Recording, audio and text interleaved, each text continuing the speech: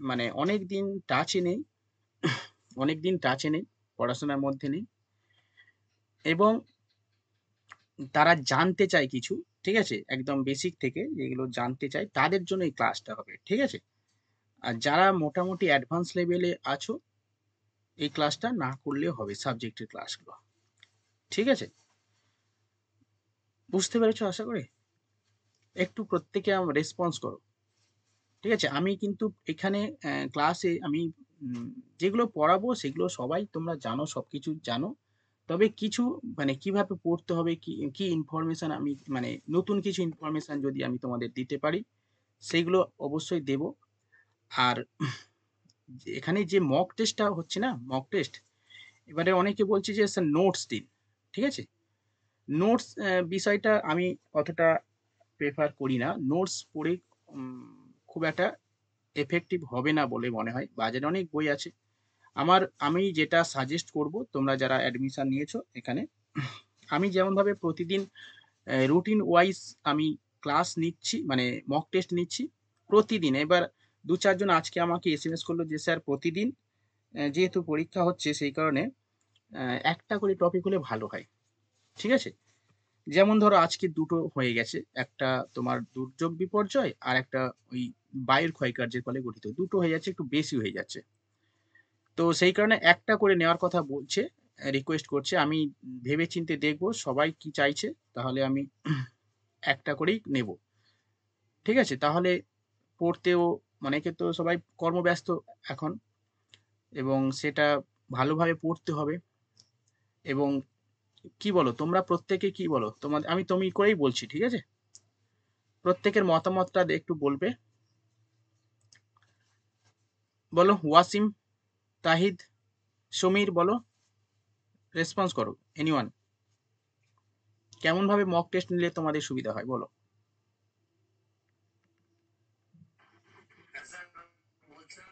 হ্যাঁ বলো। ছোট ছোট হলে ভালো।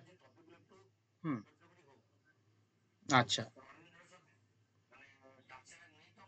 হুম।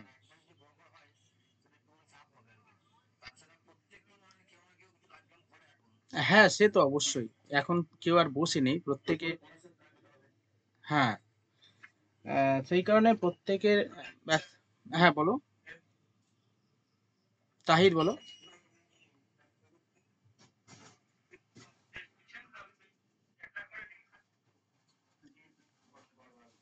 একটা করে নেওয়ার কথা বলছো?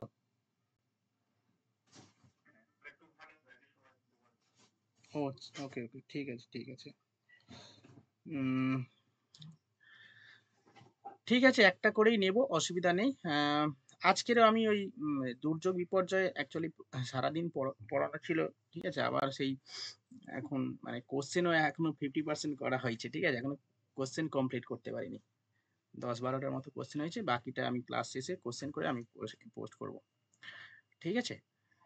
তো যাই হোক, যেটা বলছিলাম, তোমরা বইটা মানে টেক্সট বই প্রত্যেকে পড়বে, ঠিক আছে? টেক্সট বই বলতে এখন যে নতুন সিলেবাসে যে বইগুলো হয়েছে না, খুবই ইনফরমেটিভ বইগুলো তোমরা প্রত্যেকে কিনে নেবে, যদি না থাকে কিনে নেবে।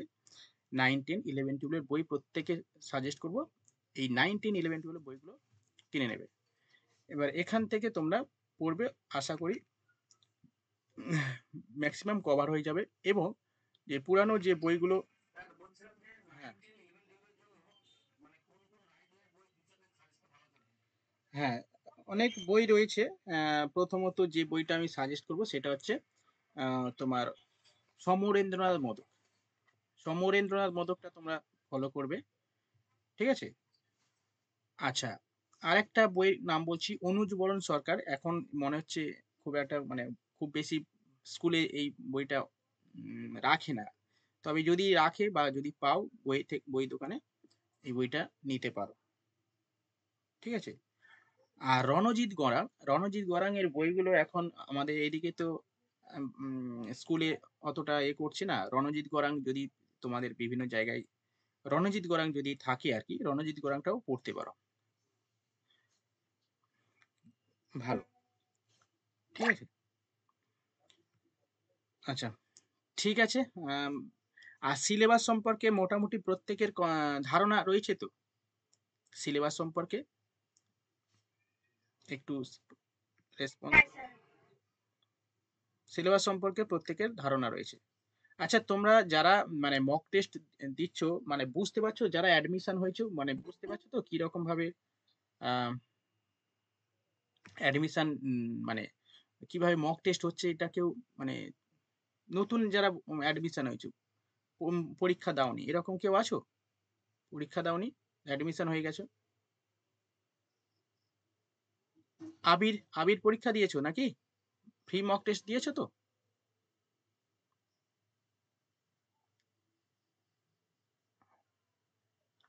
আবির, তাহিদ, এনিওয়ান? আচ্ছা, হ্যাঁ হ্যাঁ হ্যাঁ। এর আগে কোশ্চেন মানে আর এর আগে কোনো মক টেস্ট দেওয়া হয়নি তো? আচ্ছা।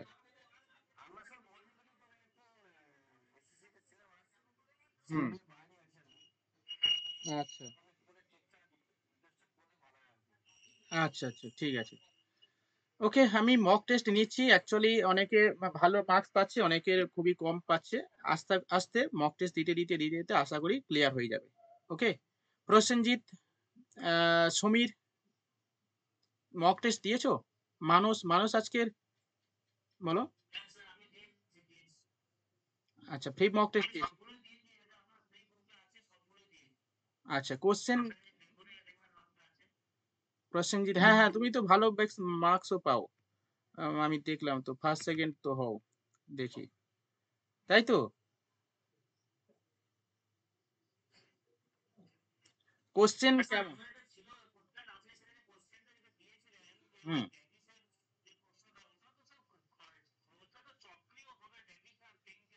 দুটো একসঙ্গে রয়েছে তো?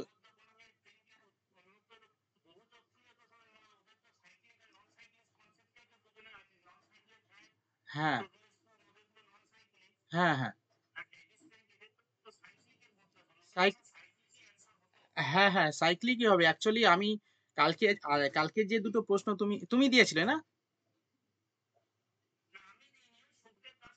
হ্যাঁ হ্যাঁ। হুম হুম। হ্যাঁ, ওটাই হবে অ্যাকচুয়ালি। আমি কোশ্চেনটা আমি যখন টাইপ করি না, আমি সবগুলো অপশনই দিয়ে দিয়েছি অ্যাকচুয়ালি। আমি ওটা মানে ভেবেছিলাম যে অন্য একটা অপশন দেবো, দিয়ে আমি কোনটা নয় দেবো, কিন্তু আমি দেখলাম যে সবই অপশন পড়ে গেছে, যে প্রত্যেকটা এর মধ্যে রয়েছে। আমিও অতটা বুঝতে পারিনি, যখন অ্যাকচুয়ালি কোশ্চেন করার সময় না অনেক দু একটা মিস্টেক হয়ে যায়। ঠিক আছে, মানে ভুল অটোমেটিক হয়ে যাবে, কারণ হচ্ছে এই যে এর, আমি কোশ্চেন করার পরে অ্যান্সার করি, তারপরে আমি ওই ঠিকঠাক হয়তো অপশানে আমি ক্লিক করি না। ঠিক আছে, হয়ে যায়। আর কালকে যেটা যেটা ভুল হয়ে গেছে, ওই চারটে অপশানই ঠিক আছে। ওটা অন্য দেওয়ার কথা ছিল, সেটা আমি আর অতটা ইয়ে হয়নি। যাই হোক।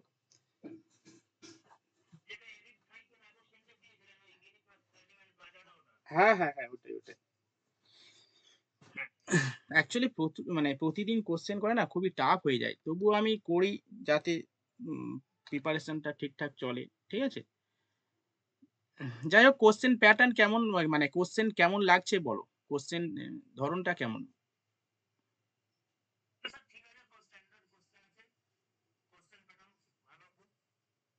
আচ্ছা, ঠিক আছে। তুমি তো মোটামুটি ভালোই মানে 18-19 করে পাও, কিন্তু বেশিরভাগ জন তো মোটামুটি ওই 10-এর নিচে পেয়ে যায়। ঠিক আছে, অতটা হয়তো টাচে নেই অনেক দিন ধরে, সেই কারণে। হোয়াট এভার, চলো। আজকে আমি শুরু করছি। আমি প্রথমেই বলেছিলাম যে আজকে সাবজেক্টের ক্লাস সবাই কম বেশি জানে, জাস্ট একটু ঝালিয়ে নেওয়া। এই টপিকটা, যে টপিকটার উপর পরীক্ষা হবে, সেই টপিকটা ঝালিয়ে নেওয়া। ঠিক আছে, এবং নতুন কিছু যদি আমি জানতে পারি, ঠিক আছে, তোমাদের জানাবো। ঠিক আছে, চলো আমি একটা প্রশ্ন করে প্রথমে শুরু করছি। তোমরা, আমি জিজ্ঞাসা করব ইন্ডিভিজুয়ালি, তোমরা, ঠিক আছে, একটু মাইকটা অন করে রাখবে, যদি পারো তো খুবই ভালো। ফার্স্ট প্রশ্ন আমি জিজ্ঞাসা করছি, ইন্টারন্যাশনাল সুনামি ইনফরমেশন সেন্টার কোথায় অবস্থিত? দুর্যোগ বিপর্যয় থেকে আমি প্রশ্ন করছি। কেউ যদি পারো হাত তোলো, আমি তাকেই ধরবো। ইন্টারন্যাশনাল সুনামি মানুষ বলছে। আচ্ছা, প্রসেনজিৎ বলছে ক্যালিফোর্নিয়া মানুষ।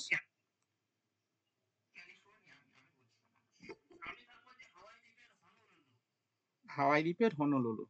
আচ্ছা, ভেরি গুড। হাওয়াই দ্বীপের হনুলুলু যিনি বলেছেন, কে বলেছে? প্রসেনজিৎ। হ্যাঁ, একদম সঠিক উত্তর দিয়েছো। হাওয়াই দ্বীপের হনুলুলু সঠিক উত্তর। ঠিক আছে, ওখানেই হচ্ছে ইন্টারন্যাশনাল সুনামি ইনফরমেশন সেন্টার অবস্থিত, হাওয়াই দ্বীপের হনুলুলু। ঠিক আছে। আচ্ছা, সুনামি সতর্কতা অবলম্বনের জন্য বা সুনামি সতর্কতা উম, পদ্ধতি অবলম্বন করার জন্য একটা মিশন নেওয়া হয়েছে, যেটা আরব সাগর এবং বঙ্গোপসাগর, এই দুটো সাগরের মধ্যে কোন সাগরে সেটা করা হয়েছে সুনামি সতর্ক বার্তার কেন্দ্র। এবং সুনামি সতর্ক বার্তা প্রেরণের জন্য একটা মিশন লঞ্চ করা হয়েছে, সেই মিশনটার নাম কি? কে বলতে পারবে? যেটা ভারত সরকার 125 কোটি টাকা ব্যয় করে।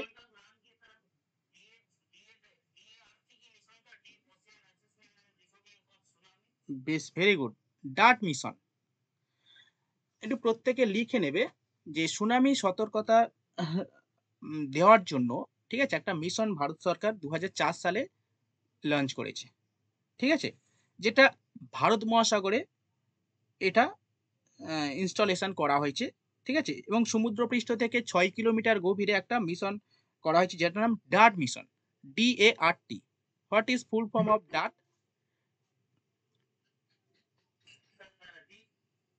বলো। Yes, very good, very good. একদম ঠিকই, একদম সঠিক উত্তর। চলো লিখে নাও, যারা এইটা জানো না একটু লিখে নাও। ডার্টের সম্পূর্ণ অর্থ লেখো, deep ocean assessment and reporting of tsunami. সুনামিটা টি দিয়ে শুরু হবে। Deep ocean assessment and reporting of tsunami, DART mission. Okay, এটা 2007 সালে চালু করা হয়। ঠিক আছে, কত সালে চালু হয়? 2007 সালে। অ্যাকচুয়ালি সুনামি বা ভূমিকম্প, এগুলো তো, ভূমিকম্প তো নির্ণয় করার জন্য সেরকমভাবে কোনো যন্ত্র আবিষ্কার হয়নি এখনো পর্যন্ত। হয়েছে কি ভূমিকম্প নির্ণয় করার জন্য? তবে ভূমিকম্প পূর্বাভাস কিছু প্রাণী মানে বুঝতে পারে। বলতে পারবে কোন প্রাণী ভূমিকম্পের পূর্বাভাস বুঝতে পারে?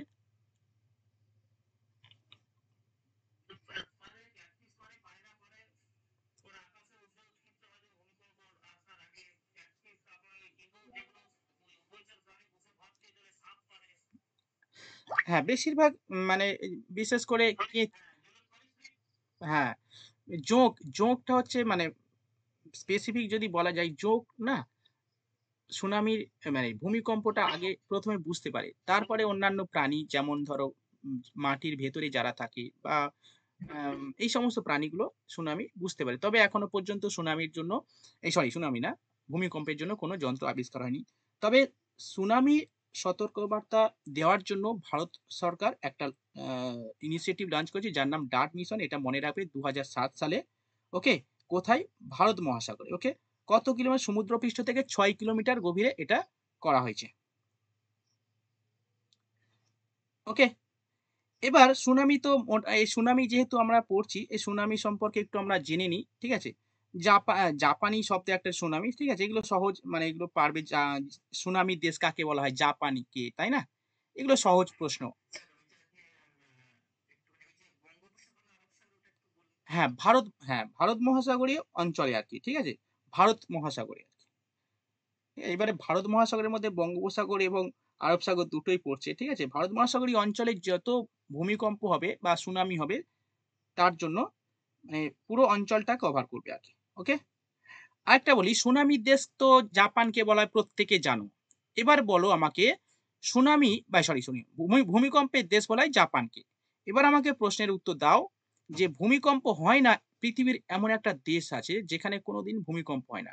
বলো কোন দেশে? Very good, very good, very good.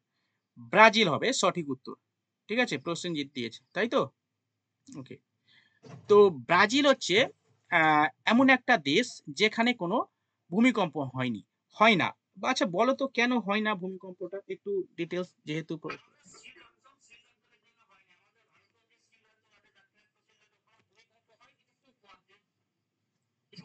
হ্যাঁ,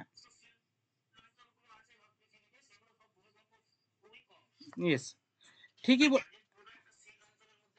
হ্যাঁ, তো ঠিকই বলছো। বলো তো পৃথিবীতে কতগুলো সিল্ড অঞ্চল আছে? ১২ টা। সঠিক উত্তর। না, না ১২ টি, ১২ টি। ১২ টি সিল্ড অঞ্চল আছে। একদম সঠিক। ১২ টি সিল্ড অঞ্চল। দেখো সিল্ড অঞ্চলটা কি? সিল্ড অঞ্চল হচ্ছে একটা স্থিতিশীল অঞ্চল। ঠিক আছে? যেটা হচ্ছে মেইন ভূখণ্ড প্যানজিয়ার অংশ। অ্যাকচুয়ালি পৃথিবীর যে একসঙ্গে ছিল যে সময় পর্যন্ত আ এগুলোর যে ইনফরমেশন গুলো আমি বলছি না, তোমরা অনেকে যদি না জানা থাকে এগুলো কিন্তু খাতায় নোট করবে। প্রতিটা ইনফরমেশন, প্রতিটা ইনফরমেটিভ। ওকে? বা বলো, বলো। হ্যাঁ, রেকর্ড হচ্ছে। হুম। হ্যাঁ, হ্যাঁ, করছি, করছি, করছি। বলো মানুষ বলো।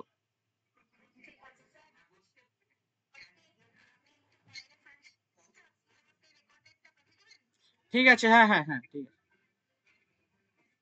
আচ্ছা বলো মিউট করো সবাই। সবাই অন করে আছো কেন? সবাই অন হয়ে গেছে। কি হচ্ছে এই সমস্যা? হ্যাঁ, বলো মানুষ বলো।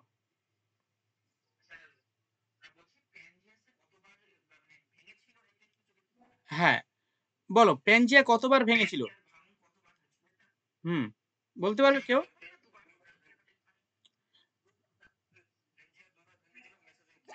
না, মেসো শোনো, প্যানজিয়ার ভাঙন শুরু হয় মেসোজোয়িক যুগ থেকে। ঠিক আছে? মেসোজোয়িক যুগ থেকে প্যানজিয়ার ভাঙন শুরু হয়। এবং অ্যাকচুয়ালি ভাঙন মেসোজোয়িক থেকে যুগ থেকে শুরু হয় এবং এটা স্প্রেড হচ্ছে। ঠিক আছে? এবং ৪ থেকে ৫ বার, মানে ৪ থেকে মিনিমাম ৪ বার আরকি ভাঙন শুরু হয়ে যায়। মানে মেসোজোয়িক যুগ থেকে বিভিন্ন সময়ে। এখনো পর্যন্ত কিন্তু স্প্রেড করছে। এবং এই প্রশ্নটা এরকম আসে যে প্যানজিয়ার ভাঙন শুরু হয় কবে থেকে? ঠিক আছে? কতবার ভাঙন হয় এরকম কি কোনদিন প্রশ্ন পেয়েছো তোমরা?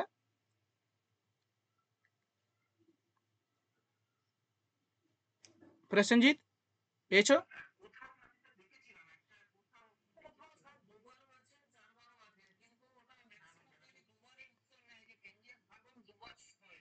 হুম।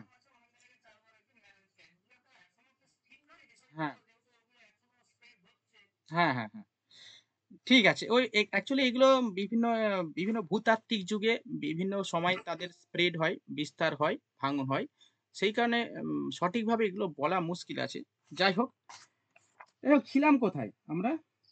সুনামি ছিলাম, ঠিক? সুনামি মোটামুটি কোন দেশে ভূমিকম্প হয় না সেটা আমরা জানলাম। এবং সবথেকে বেশি অ্যা সুনামি হয় প্রশান্ত মহাসাগরে, এটা তোমরা প্রত্যেকেই জানো। ঠিক আছে? এবং আ ভারত মহাসাগরে মানে লাস্ট সবথেকে ভয়াবহ সুনামি হয় কত সালে? কেউ বলতে পারবে? ইয়েস, ২০০৪ সালে ২৬শে ডিসেম্বর। ওকে। তো এই যে সুনামি হ্যাঁ, হ্যাঁ, হ্যাঁ, হ্যাঁ। ঠিক। আচ্ছা এই যে জাপানে না, মায়ানমারে যে ভূমিকম্প হলো, এই মায়ানমারের ভূমিকম্পের জন্য কোন দুটো পাত দায়ী? মানে কোন দুটো পাতের কারণে মায়ানমারের ভূমিকম্প হলো সম্প্রতি? বলো।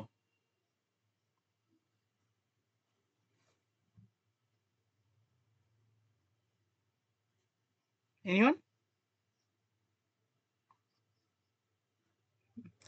হ্যালো বলো। এটা তো সাম্প্রতিক ঘটনা।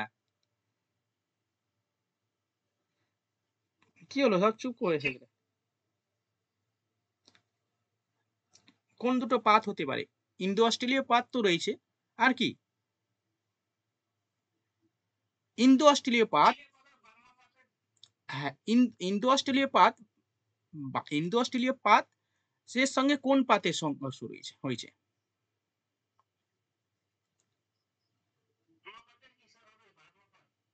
হুম, বার্মা পাত?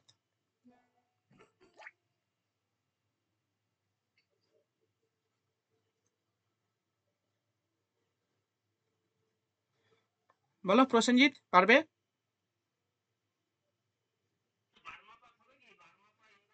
ইয়েস, এই দেখো ইন্দো অস্ট্রেলীয় পাত রয়েছে এবং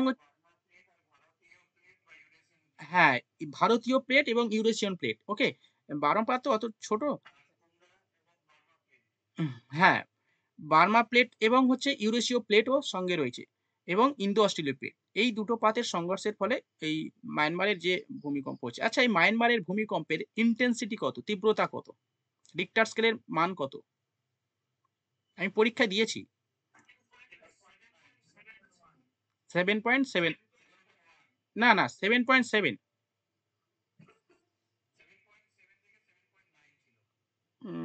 দেখো, এবার হচ্ছে হ্যাঁ, হ্যাঁ, হ্যাঁ, সেটাই বলছি যে মায়ানমারে যে ভূমিকম্প হয়েছে অ্যাকচুয়ালি ১ম যে রিক্টার স্কেলে যে মানটা আসে সেটা ধরা হয়। ঠিক আছে?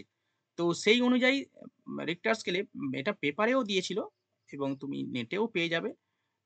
সেই অ্যাকর্ডিং টু মানে ফার্স্ট যে শক হয়েছিল, এবার এরপরে যে শক হয়, আফটার শক হয় যেটা, সেগুলো ১ম এ যেটা ধরা হয় 7.7 নেয়া হয় আরকি। ঠিক আছে? এবার রেঞ্জ রয়েছে বিভিন্ন ওঠে। ওকে?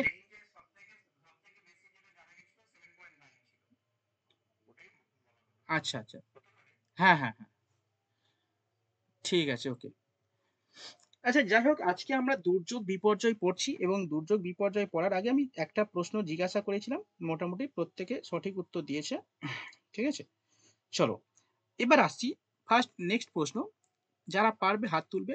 ফার্স্ট, ডিজাস্টার ম্যানেজমেন্ট অ্যাক্ট কত সালে চালু হয় ভারতে? ইয়েস, হ্যাঁ। এই দুর্যোগ বিপর্যয় পড়ছি মানে একদম পাতি জিনিস, দুর্যোগ কাকে বলে, বিপর্যয় কাকে বলে, এইসব পড়া আর হবে না। Very good Arindam. ২০০৫ হবে সঠিক উত্তর। তো তোমরা যারা জানো না লিখে নাও। ২০০৫ সালে ডিজাস্টার ম্যানেজমেন্ট অ্যাক্ট চালু হয়। ওকে? দেখো, আমরা ডিজাস্টার মানে বিপর্যয়, আমরা দুর্যোগ বা বিপর্যয় বলছি। দুর্যোগ কাকে বলে? সিম্পল, আ যে কোনো অঞ্চলে দুর্যোগ সাধারণত একটা কি ধরনের শব্দ, এটাও আসে পরীক্ষায়। বলো তো কি ধরনের শব্দ দুর্যোগ? গ্রিক, ফরাসি নাকি আ ইংরাজি শব্দ? দুর্যোগ?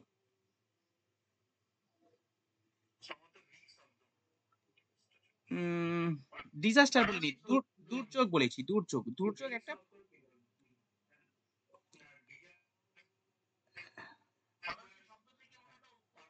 ফরাসি শব্দ। ইয়েস। হ্যাঁ, হুম, হ্যাঁ। অ্যাকচুয়ালি অরিন্দম যেটা বলছো ডিজাস্টার এর কথা বলছো। আমি দুর্যোগ জিজ্ঞাসা করেছি। যাই হোক, দুর্যোগ হচ্ছে একটা উম আ হুম, দুর্যোগ হচ্ছে একটা ফরাসি শব্দ। ঠিক আছে? দুর্যোগ একটা ফরাসি শব্দ। হ্যাঁ, যেটার ইংরাজি বলা হয় হ্যাজার্ড এবং হ্যাজার্ডটা একটা ইংরাজি ওয়ার্ড। ওকে? যার অর্থ একটা মানে কি উম খারাপ অবস্থা বা অদৃষ্ট খারাপ অবস্থা বা হ্যাঁ, যার ফলে অ্যাকচুয়ালি আমাদের ওটা ডিজাস্টার হয়ে, হ্যাঁ, হ্যাঁ, ওটা ডিজাস্টার বা বিপর্যয়। হুম। দেখো, আমি একটু বলে দিই, মোটামুটি একটু জাস্ট রিকল হয়ে যাবে মোটামুটি হালকা করে। ১ম এ বলছি, দেখো দুর্যোগটা কি? দুর্যোগ মানে যে সমস্ত ঘটনা আমাদের আমাদের যে স্বাভাবিক জীবনযাত্রা, সেই স্বাভাবিক জীবনযাত্রাকে ব্যাহত করে যে সমস্ত, যার ফলে আরকি, অর্থাৎ যে সমস্ত প্রাকৃতিক ঘটনার ফলে আমাদের স্বাভাবিক জীবনযাত্রা ব্যাহত হয় তাকে সাধারণত দুর্যোগ বলে থাকি। ঠিক আছে? এবং এই দুর্যোগটা অপেক্ষাকৃত ছোট অঞ্চল জুড়ে হয়ে থাকে বা হচ্ছে খুব কম ক্ষয়ক্ষতি হয়। ঠিক আছে? এবং অতটা বেশি ক্ষয়ক্ষতি বা জীবনহানি হয় না। কিন্তু ডিজাস্টার, এই ডিজাস্টারটা কি? ডিজাস্টার হচ্ছে একটা খুবই খারাপ একটা অবস্থা। ডিজাস্টার মানে কি? যার অর্থ হচ্ছে শয়তান তারা। ওকে? ডিজাস্টার কথার অর্থ একটা শয়তান তারা। মানে এই প্রাকৃতিক দুর্যোগ যখন একটা ব্যাপক আকার নেবে, যার ফলে বিশাল ক্ষয়ক্ষতি হবে এবং প্রচুর মানুষ মারা যাবে, যেটা মারা যাবে তাকেই বলা হয় কি ডিজাস্টার। এবং এটা অ্যাকচুয়ালি আ যে ইউনাইটেড নেশনের যে রিপোর্ট রয়েছে, এই ইউনাইটেড নেশন রিপোর্ট অনুযায়ী মিনিমাম ১০০ জনের বেশি মৃত্যু হতে হবে। মানে মৃত্যু হলে এবং $১০,০০,০০০ বেশি যদি ক্ষয়ক্ষতি হয় তাকে কিন্তু ডিজাস্টার বলা হয়। ঠিক আছে? যেমন ধরো মায়ানমারে যে ভূমিকম্প এটা অবশ্যই ডিজাস্টার।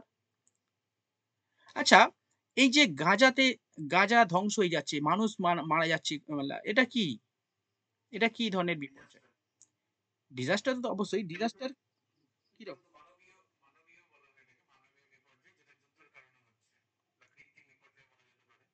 ইয়েস, হ্যাঁ, ঠিক। এবার দেখো ওই বিপর্যয় বিভিন্ন টাইপের হয়ে থাকে। তাই না? বিপর্যয় যেমন কি? মানবীয় বিপর্যয় হয়, প্রাকৃতিক বিপর্যয় হয়, আধা প্রাকৃতিক বিপর্যয়। এই যে গাজাতে যেটা হচ্ছে ইসরায়েল এবং প্যালেস্তাইনের মধ্যে যে যুদ্ধটা চলছে এবং প্রচুর মানুষ মারা যাচ্ছে, এটা একটা মানবীয় বিপর্যয়। ওকে? এবার দেখো এই মানবীয় বিপর্যয় আবার ডিফারেন্ট টাইপস এর হয়ে থাকে। ওকে? মানবিক বিপর্যয় ডিফারেন্ট টাইপস এর হয়ে থাকে। প্রথমত এই যে আ যেটাকে মানে এই যে ইসরায়েলে যেটা হচ্ছে এটা কি বলা হয়? এটা কি গৃহযুদ্ধ বলা হয়? দাঙ্গা বলা হয় নাকি? এটা একটা যুদ্ধ। ইয়েস। হ্যাঁ, এই যুদ্ধটা কি ধরনের বিপর্যয়? জৈব অপশন দিচ্ছি। না, না, মানবীয় বিপর্যয়ের ৪ টে টাইপ রয়েছে। আমি একটু বলছি তোমরা একটু লিখে নাও। মানবীয় বিপর্যয়ের ৪ টে টাইপ রয়েছে, হ্যাঁ? আমি একটু লিখে দিই, তোমরা নাহলে গুলিয়ে ফেলবে। ওকে? এটা যারা জানো না তারা লিখে নাও, যারা জানো না লিখতে হবে না। লেখো মানবীয় বিপর্যয় 4 টাইপস। নাম্বার 1 লেখো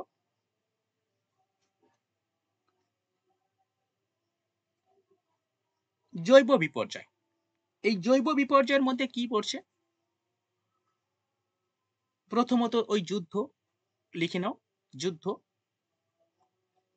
দাঙ্গা, এই যে দাঙ্গা হচ্ছে আমাদের বিভিন্ন রাজ্যে দাঙ্গা।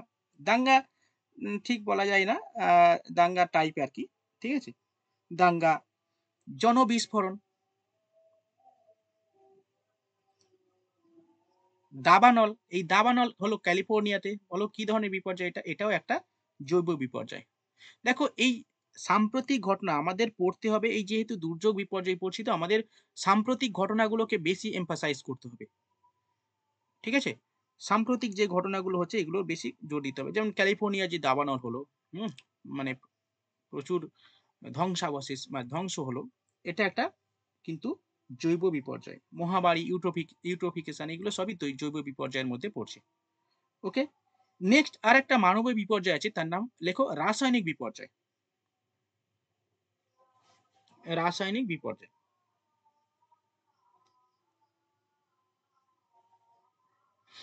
এই রাসায়নিক বিপর্যয় কোনগুলোকে বলা হয়? যেমন ধরো ওই যে বিভিন্ন ধরনের বিষাক্ত গ্যাস দুর্ঘটনা হয়। ওকে? পারমাণবিক বিস্ফোরণ, ইয়েস, ভোপাল গ্যাস দুর্ঘটনা। এই যে ভারত পাকিস্তানের যুদ্ধ ভাব, পাকিস্তান সেই দিক থেকে পরমাণু বোমা ভারতের দিকে ফিট করে বসে আছে। বলছে ভাই তোরা কিছু করলে একদম চালিয়ে দেব। ঠিক আছে? ভারতও পরমাণু শক্তিধর দেশ, পাকিস্তানও পরমাণু শক্তিধর দেশ। ঠিক আছে? দুজনেই তার কোনো নেই। ঠিক আছে? পরমাণু ভারতের দিকে ঘুরিয়ে বসে আছে। হ্যাঁ? তো যাই হোক, আম এইটা লিখে নাও রাসায়নিক বিপর্যয়, পারমাণবিক বিস্ফোরণ, গ্লোবাল ওয়ার্মিং এগুলো। নেক্সট ভৌত বিপর্যয়। ভৌত বিপর্যয় বলো কি হতে পারে?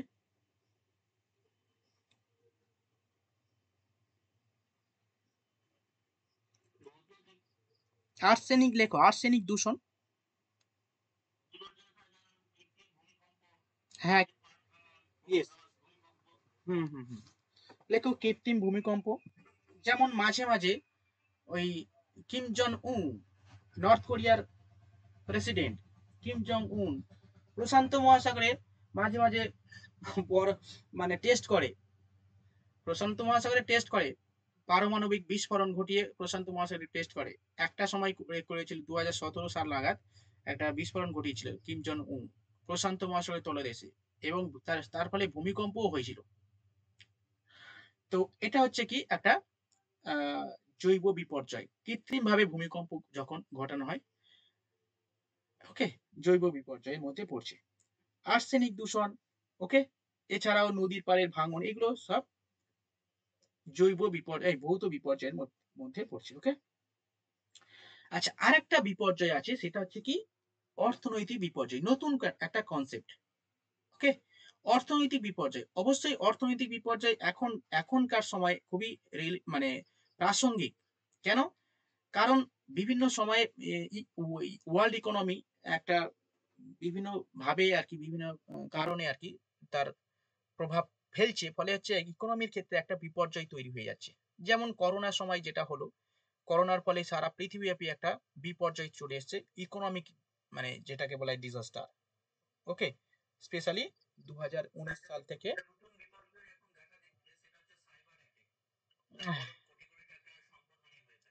হ্যাঁ, সাইবার অ্যাটাক,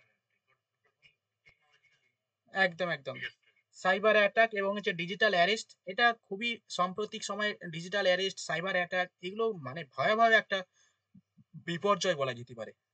ডিজিটাল অ্যারেস্ট, হ্যাঁ, বিপর্যয় মানে কি, এগুলো এক একটা বিপর্যয়।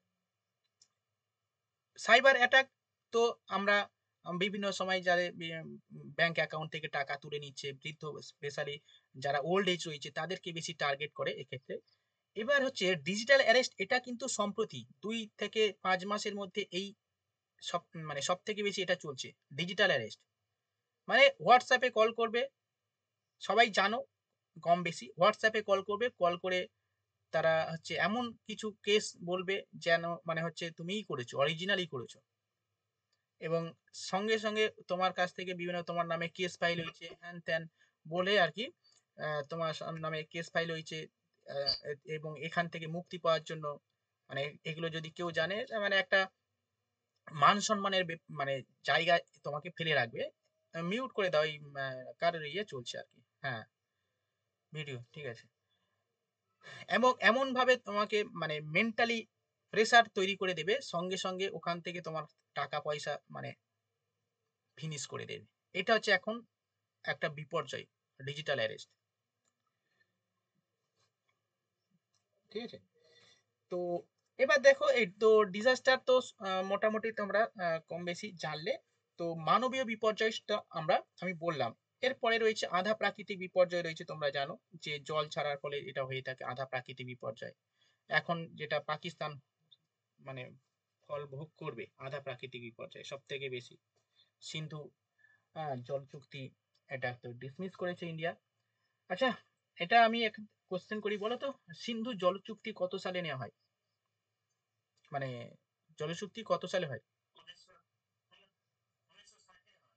ইয়েস, 1960 সালে সিন্ধু ওয়াটার ট্রিটি হয়, 1960 সালে।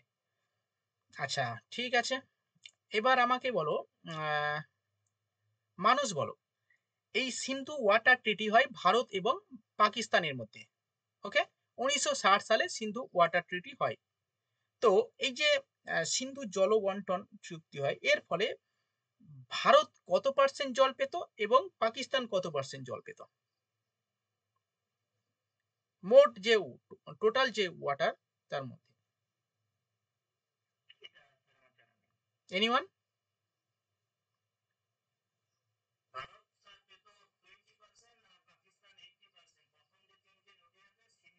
হুম,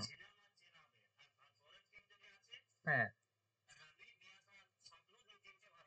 হ্যাঁ, একদম সঠিক উত্তর প্রসেনজিৎ দিয়েছেন। তো দেখো, ম্যাক্সিমাম ভারতবর্ষের যে জল সিন্ধু, যে 5টা উপনদী রয়েছে শতদ্রু, ইরাবতী, চন্দ্রভাগা, বিতস্তা, ঝিলাম, এর মধ্যে পূর্ব দিকের যে সমস্ত নদীগুলো না সেগুলো ভারত পেত।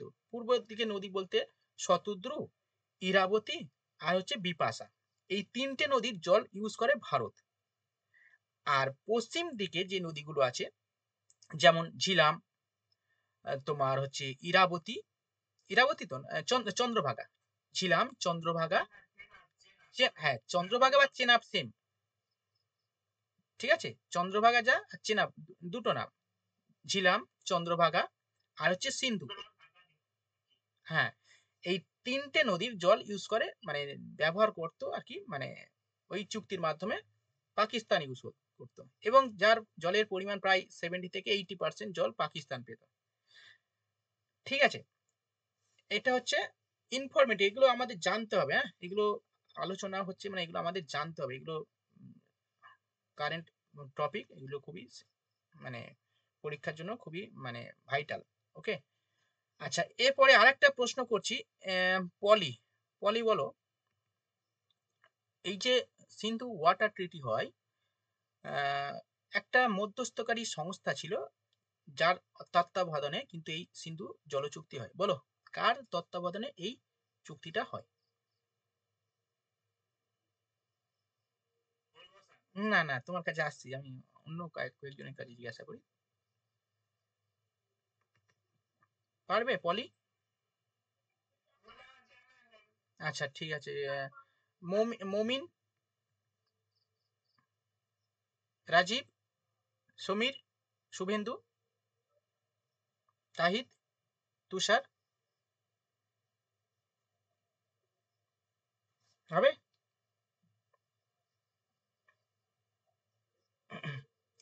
প্রসেনজিৎ বলো তাহলে।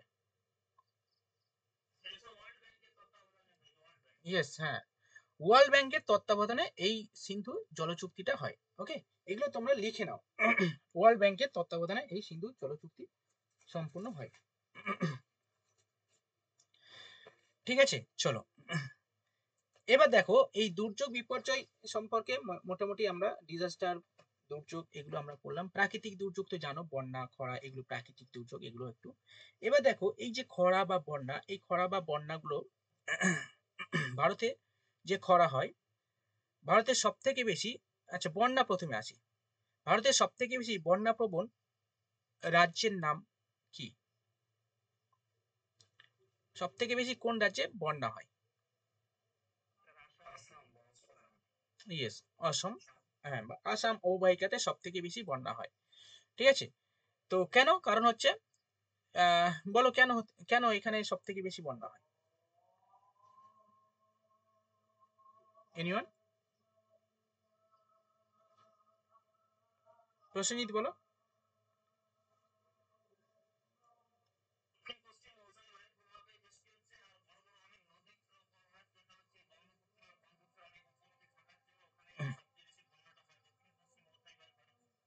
হ্যাঁ অ্যাকচুয়ালি বন্যা হয়, আসাম অববাহিকাতে সব থেকে বন্যা বেশি হয়, কারণ হচ্ছে অ্যাকচুয়ালি,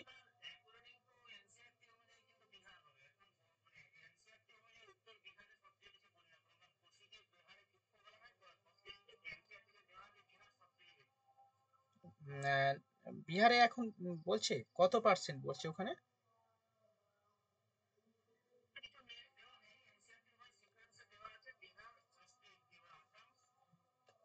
আচ্ছা, হ্যাঁ বিহারেও মানে নর্থ বিহারে মানে প্রচুর বৃষ্টি হয়। এবারে অ্যাকচুয়ালি নর্থ বিহারে শুধু বন্যাটা বেশি হয়, তবে তবে আসামের যদি ওয়াইডলি ভাবি, যেটাকে বলা হয় কি, আহ, আসামে সব থেকে বেশি ভূমিকম্প হয়, তবে নর্থ বিহারেও হয়, বিহারে পুরো অঞ্চলে হয় না, তো সেখানে বিহারটা অত হয় না। তবে এনসিআরটি একটু স্পেশালি ওটাকে আইডেন্টিফাই করছে। যাই হোক, মোটামুটি যে West Bengal Board of Secondary এডুকেশনে যে সমস্ত বই আছে, এগুলো আসাম করবে। ঠিক আছে, কারণ কারণ পশ্চিমবঙ্গ ওইগুলো তো নেয় না, সেই কারণে। তবে আপডেট হলে অবশ্যই অপশানের উপর ডিপেন্ড করবে। ঠিক আছে, অপশান কেমন আছে তার উপরে উত্তরটা হবে। ঠিক আছে, তবু আমি বলে দিলাম যে ব্রহ্মপুত্র অববাহিকা সব থেকে বেশি, যেটা আসামে সব থেকে বেশি বন্যা হয়, এবং তারপরে বিহার অর্থাৎ নর্থ বিহার এই অঞ্চলে সব থেকে বেশি বন্যা হয়ে থাকে। ওকে, এবং ভারতে প্রায় 12 মানে 12% অঞ্চলে বন্যা প্রবণ। ওকে, ভারতে প্রায় 12% অঞ্চল বন্যা প্রবণ। এটা একটু লিখে নেবে, কত পার্সেন্ট অঞ্চল বন্যা প্রবণ। এবং বন্যা কেন হয় সেটা অসমবাহিকাতে বলেই দিল, যে অ্যাকচুয়ালি যে অসম অববাহিকা একটু তরাই অঞ্চলের মধ্যে অন্তর্গত, যে একদম সমতল অঞ্চল, এবং তার উপরে রয়েছে পার্বত্য অঞ্চল, যেখানে প্রচুর বৃষ্টিপাত হলে সমস্ত জলই কিন্তু ওই অববাহিকা অর্থাৎ ব্রহ্মপুত্র অববাহিকা দিয়ে, যেটা সব থেকে বড় অববাহিকা, প্রচুর পরিমাণে জল অল্প সময়ে ফ্লো হয়ে যায়, সেই কারণে কিন্তু এখানে সব থেকে বেশি বন্যা হয়। ঠিক আছে।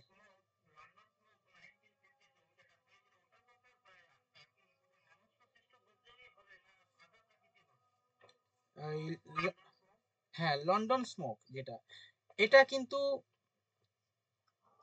মানুষ সৃষ্ট, আধা প্রাকৃতিক হবে না। মানে মানুষ সৃষ্ট দুর্যোগ, আধা প্রাকৃতিক বলা যেতে পারে, কারণ হচ্ছে যেহেতু মানুষেরও প্রভাব রয়েছে এখানে, আধা প্রাকৃতিক হবে। কারণ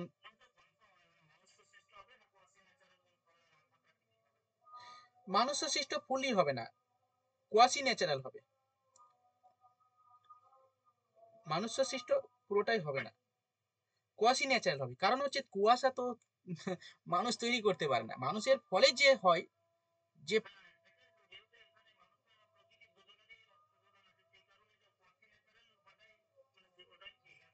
একদম অ্যাপ্রোপ্রিয়েট হচ্ছে কুয়াশি ন্যাচারাল হবে। এবং মানবীয় যে বিপর্যয়গুলো আমি বললাম তার মধ্যে কিন্তু অনেক ভাগ ভাগ করে আমি লিখে দিয়েছি, সেই কারণে মানবিক বিপর্যয় এটা হবে না, ম্যানমেড হবে না, এটা কোয়াসি ন্যাচারালি বিপর্যয় হবে। আচ্ছা, এরপরে তোমরা যেটা বলছিলাম, আচ্ছা ভারতের যে বৃষ্টিপাত হয় না, এই যার ফলে বন্যা হয়, আমরা বলি যে বন্যা হচ্ছে, এবারে একটা নির্দিষ্ট মাত্রা রয়েছে যার উপরে বৃষ্টি হলে আমাদের বন্যা তৈরি হয়েছে, ঠিক আছে, সেটার পরিমাণ হচ্ছে 125 সেন্টিমিটার। ওকে, 125 সেন্টিমিটার মানে 125%-এর বেশি বৃষ্টিপাত হলে, অ্যাকর্ডিং টু আইএমডি মানে ইন্ডিয়ান মেট্রোলজিক্যাল ডিপার্টমেন্ট অনুযায়ী, 125 সেন্টিমিটারের বেশি যদি বৃষ্টি হয়, তখনই কিন্তু বন্যা তৈরি, মানে বন্যার সৃষ্টি হয়। ঠিক আছে, এটা একটু লিখে নাও, ইনফরমেটিভ।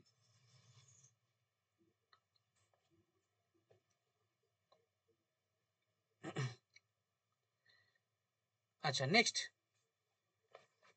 এবার এসছি আমি খরা, খরা সম্পর্কে একটু আলোচনা করবো। ওকে, দেখো খরা হচ্ছে একটা আহ এটাও একটা কি কি ধরনের বিপর্যয়, বলো খরাটা কি ধরনের বিপর্যয়?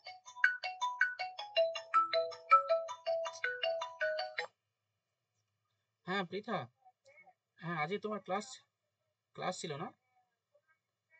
হ্যাঁ হ্যাঁ হ্যাঁ হ্যাঁ। না না না, কালকে ক্লাস নিয়ে নেবো, ঠিক আছে।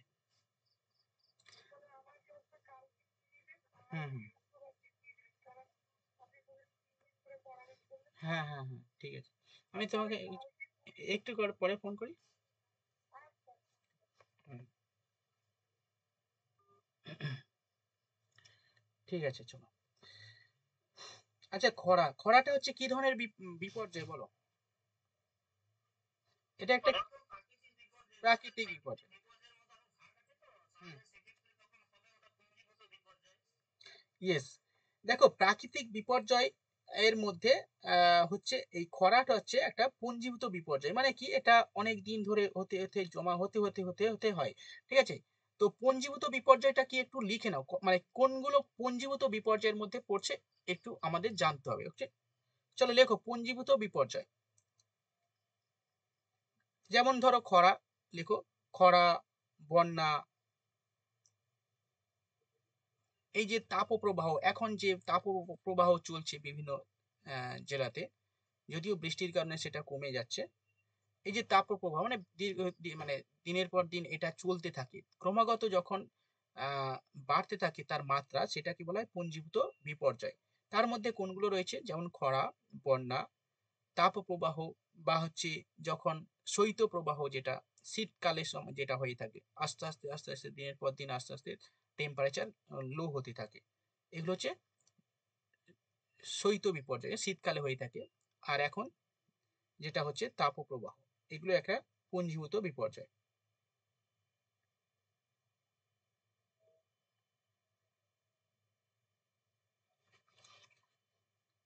আচ্ছা, এই খরাটা, এবারে খরার মানে কাকে বলে বা কত পার্সেন্টের কম বৃষ্টি মানে বৃষ্টিপাত হলে খরা তৈরি হয়? খরার দুটো টাইপ রয়েছে। ওকে, তোমরা একটু লিখে নেবে এটা। খরার দুটো টাইপ রয়েছে, একটা কি চরম খরা আর একটা মিডিয়াম খরা। চরম খরা কোনটা? স্পেশালি যে সমস্ত অঞ্চলে বৃষ্টিপাত স্বাভাবিকের তুলনায় কত সেমি কম হবে বলো তো? ইয়েস, 50 থেকে 75 সেমি করে নেবে এটা। হ্যাঁ, 50 থেকে 75 সেমির কম যদি বৃষ্টিপাত হয় তখন, হ্যাঁ, 50 থেকে 75 সেমির কম যদি বৃষ্টিপাত হয় তখন চরম খরার সৃষ্টি হয়।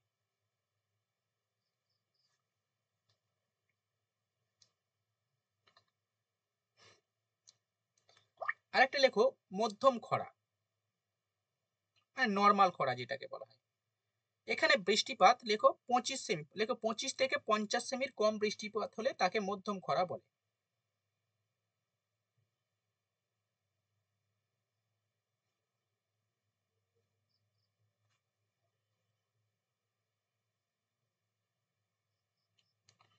ঠিক আছে, মধ্যম খরা বলে। এবং ভারতবর্ষের প্রায় কোন কোন অঞ্চল, ভারতবর্ষের স্পেশালি নর্থ ওয়েস্ট যে রিজিয়ন রয়েছে, স্পেশালি শুষ্ক মরু অঞ্চল, এই অঞ্চলটা সব থেকে বেশি খরাপ্রবণ অঞ্চল ভারতবর্ষের ক্ষেত্রে। এবং পশ্চিমবঙ্গের খরাপ্রবণ যদি ডিস্ট্রিক্ট বলা হয় কি হবে বলো? খরাপ্রবণ ডিস্ট্রিক্ট কি হবে? বাঁকুড়া আর পুরুলিয়া। হ্যাঁ, বাঁকুড়া এবং পুরুলিয়া। ইয়েস। ঠিক আছে। তো এই খরা, বন্যা, সাইক্লোন, সাইক্লোনগুলো একটু করে নিতে হবে। ওকে, সাইক্লোনগুলো আমাদের করে নিতে হবে। সাইক্লোনগুলো বিভিন্ন সময় যে সাইক্লোনগুলো হয়েছে এগুলো একটু তোমরা দেখে নেবে। এবং সব থেকে বেশি সাইক্লোন হয় আমাদের কোন জেলাতে? পশ্চিমবঙ্গের রেসপেক্টে বলছি। দক্ষিণ, ইয়েস, হ্যাঁ, দক্ষিণ 24 পরগনাতে সব থেকে বেশি সাইক্লোন হয়, একটু লিখে নেবে। আজকে বেশিক্ষণ ক্লাস নেব না, কারণ হচ্ছে আমি ধরো কোশ্চেন করতে হবে, ঠিক আছে? আমি আজকে প্রথমেই ক্লাস নিলাম, কোশ্চেন করতে হবে, সেই কারণে মোটামুটি 8-10-15 মিনিট ক্লাস নেবো, নেওয়ার পরে স্টপ রাখবো। ওকে, নেক্সট আমি কবে ক্লাস নেবো সেটা দেখছি। আর ওকে, চলো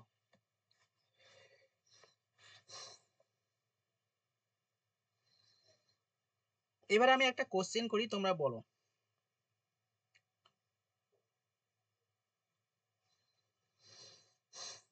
ব্লিজার্ড, ব্লিজার্ডটা কি? মানুষ বলো।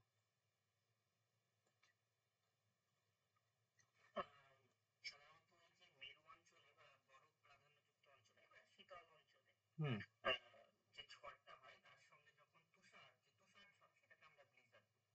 ইয়েস, একদম সঠিক উত্তর দিয়েছো। যে অ্যাকচুয়ালি স্পেশালি উত্তর গোলার্ধের একেবারে মেরু অঞ্চলের দিকে, ঠিক আছে, এই অঞ্চলে যখন শীতকালে তুষার ঝড় প্রবাহিত হয়, তুষার ঝড়কেই ব্লিজার্ড বলা হয়। ওকে, এবার ল্যান্ড অফ ব্লিজার্ড কাকে বলা হয় বা ব্লিজার্ডের দেশ কাকে বলা হয় যদি বলা হয়? ব্লিজার্ডের দেশ কোন দেশকে বলা হয়? ল্যান্ড অফ ব্লিজার্ড কাকে বলে? রাজীব বলো। হ্যাঁ, তাহিদ বলো। আমেরিকা না? এনিওয়ান? রাশিয়া না?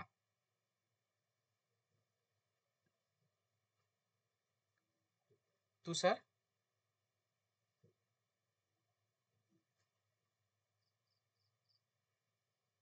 প্রসেনজিৎ বলে দাও।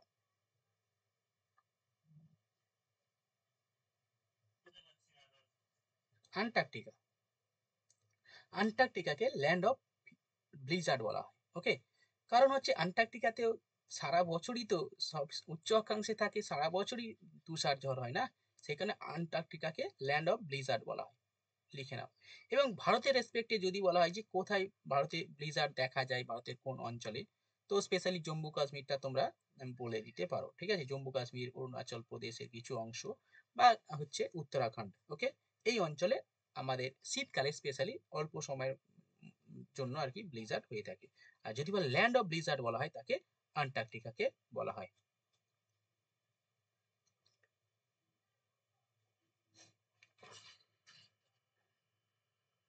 ঠিক আছে, আচ্ছা,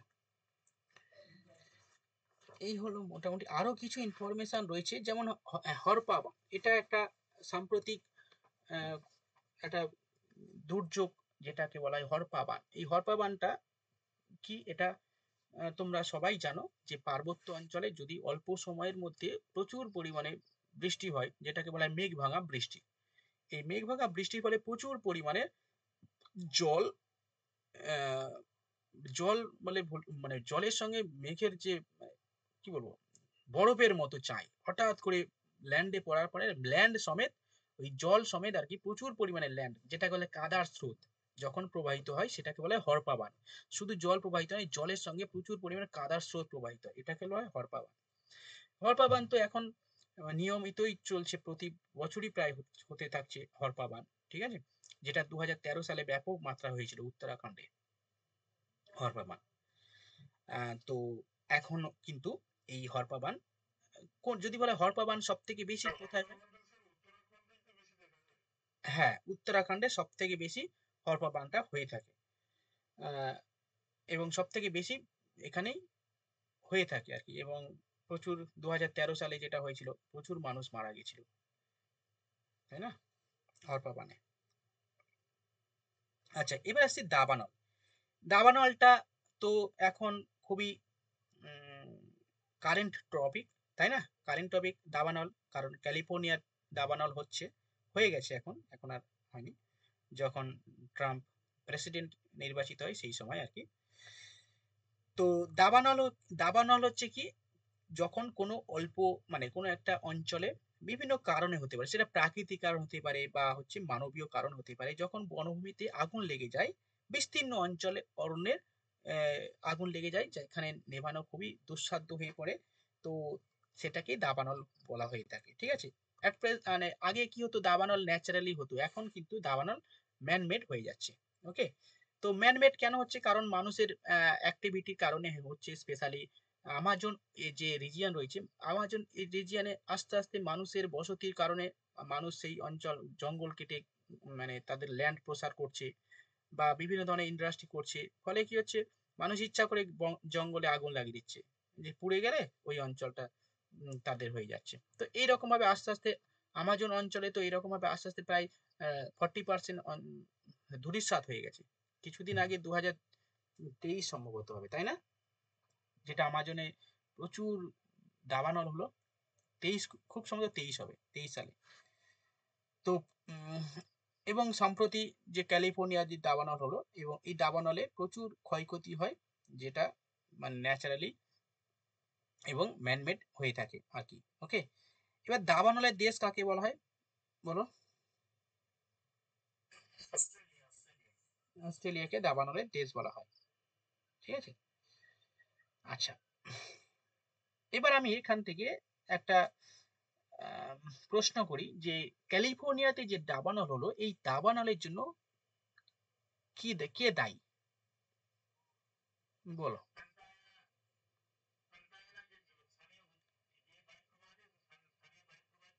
ইয়েস, ইয়েস, সান্টা আনা। Very good. সান্টা আনা হচ্ছে একটা স্থানীয় বায়ু, আমেরিকাতে প্রবাহিত হয় সান্টা আনা, ঠিক আছে? ওই সময় ওই বায়ুটা হচ্ছে মানে ওই বায়ুটা হচ্ছে শুষ্ক বায়ু, যে বায়ুর কারণে এই দাবানলের মানে ইন্টেন্সিটি অনেক মানে তীব্রতর হয়েছিল সান্টা আনা বায়ুর প্রভাবে। এবং যে ক্যালিফোর্নিয়া পুরো অঞ্চল, হলিউড যেটাকে বলা হয়, ক্যালিফোর্নিয়া হলিউড যেখানে অবস্থান করছে, হলিউড, লস অ্যাঞ্জেলস, পুরোই, হ্যাঁ, পুরোই হচ্ছে প্রায় ধ্বংস হয়ে গেছে বললেই চলে, ঠিক আছে? হাজার হাজার কোটি কোটি টাকা, আমাদের ইন্ডিয়া হলে তো রিকভার করা খুবই চাপের ব্যাপার। এবং যে কারণে আমেরিকা না ওই ইকোনমি ধস নেমে গেছে, সেই কারণে এখন শুল্ক চাপাচ্ছে বিভিন্ন দেশের ওপরে ট্রাম্প এসে, এবং অন্যান্য যে অনুদান সমস্ত দেশে, সেগুলো সব বন্ধ করে দিচ্ছে। মানে আমেরিকার অবস্থা আরো খারাপ হয়ে যাচ্ছে। দিনের দিন। আহ, ঠিক আছে। আচ্ছা, বিপর্যয় ডিজাস্টার ম্যানেজমেন্ট কিভাবে করতে হয় সেগুলো তোমরা একটু পড়ে নেবে, বইয়ে আছে, বই থেকে একটু পড়ে নেবে। ওকে। আচ্ছা, আরো কয়েকটা কোশ্চেন করছি, চলো। হ্যারিকেন, বলো, মানুষ,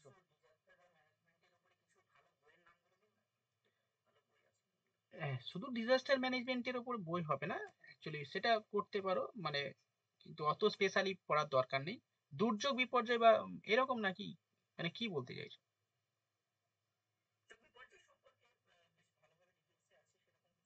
আচ্ছা, হ্যাঁ হ্যাঁ, দেখো, দুর্যোগ বিপর্যয় বলতে তুমি এখন এই যে দুর্যোগ বিপর্যয়, তুমি ক্লাস 9 এর বইটা একটু পড়ে নাও। আমি সবাইকে তুমি করে বলছি, ঠিক আছে? কারণ ক্লাসের মধ্যে আপনারা প্রত্যেকে মানে আহ, আপনি বলাই উম, বলি আর কি, ঠিক আছে? কিন্তু এখন আমি ক্লাসের মধ্যে যেহেতু পড়াচ্ছি না, ওটা হলে আর ঠিকঠাক হয় না পড়ানো, ঠিক আছে? তুমি বলে বলবো, ঠিক আছে? হ্যাঁ, আচ্ছা। প্রথমত যেটা, এখন এই দুর্যোগ বিপর্যয়টা পড়ার জন্য ক্লাস 9 এর একটা বই আছে, যে কোনো বই থেকে বই পড়ে নাও। এবং ক্লাস 12 এর বই রয়েছে, ওইখান থেকেও তোমরা যদি পারো ওখান থেকেও পড়ে নাও। আর যদি তোমরা তোমাদের মানে যখন গ্র্যাজুয়েশন করো, সেই গ্র্যাজুয়েশনে তোমরা চন্দন সুরভি দাস যদি পড়েছিল, কেউ পড়েছো চন্দন সুরভি দাস? হ্যাঁ, ওই বইটা যদি থাকে ওইটাও পড়ে নিতে পারো। ওগুলো হচ্ছে মাদার বই, ঠিক আছে? চন্দন সুরভি দাস, অনিশ চট্টোপাধ্যায় তো এখন কম্পিটিটিভ সমস্ত ছেলেমেয়েরাই পড়ে, অনিশ চট্টোপাধ্যায়, ওখান থেকে অনেকগুলো সোর্স বলে দিলাম, এখান থেকে পড়ো। হ্যাঁ, অবশ্যই, পরিবেশের বইও পেয়ে যাবে, ওখান থেকেও পড়ে নিতে হবে, ঠিক আছে? অ্যাকচুয়ালি দেখো, নোটস আমি দেব না, আমি এরকম ভাবে কিছু টপিক আমি আলোচনা করব, পড়াবো, ঠিক আছে? তাতে কি হবে, আরো বেশি এফেক্টিভলি পড়াশোনাটা হবে আর কি, ঠিক আছে? অনেকে নোটস চাই, স্যার নোটস দিন, নোটস দিন, না নোটস হবে না ভাই, নোটস পড়ে কেউ চাকরি পায় না।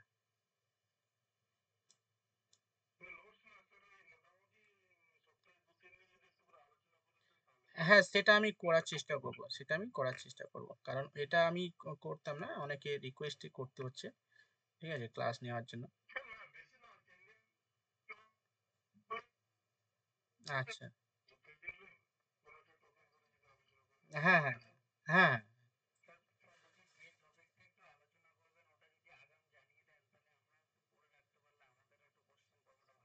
একদম একদম, ঠিক ঠিক, একদম। আমি আজকে বলে দিয়েছি সকালে দুর্যোগ বিপর্যয়, আচ্ছা বলা হয়নি না, বলা হয়নি, বলা হয়নি। ঠিক আছে, আপনি আচ্ছা আচ্ছা আচ্ছা, হুম হুম হুম, ঠিক আছে, এবার আমি বলে দেবো, আগের টপিকগুলো আমি বলে দেবো ক্লাস যখন নেব, ঠিক আছে? আর কারোর প্রশ্ন থাকলে বলো। সিলেবাস সম্পর্কে ধারণা আছে তো?